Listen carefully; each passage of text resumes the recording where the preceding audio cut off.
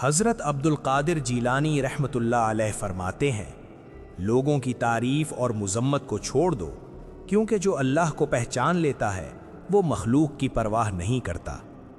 یہ قول ہمیں اخلاص اور سچی نیت کا درس دیتا ہے۔ ہم میں سے اکثر لوگ نیکی اس لیے کرتے ہیں کہ لوگ ہمیں اچھا کہیں۔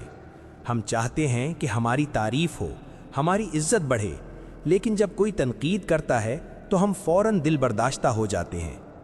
غوث اعظم رحمۃ اللہ علیہ ہمیں یہ سمجھاتے ہیں کہ اگر تمہارا تعلق اللہ سے مضبوط ہو جائے تو لوگوں کی باتیں تمہیں متاثر نہیں کرتی، نہ تعریف تمہیں غرور میں ڈالتی ہے اور نہ ہی تنقید تمہیں توڑتی ہے۔ اصل کامیابی یہ ہے کہ انسان کا دل صرف اللہ کی رضا پر راضی ہو جائے، نہ لوگوں کی واہ واہ کی ضرورت رہے اور نہ ہی ان کی مخالفت کا خوف۔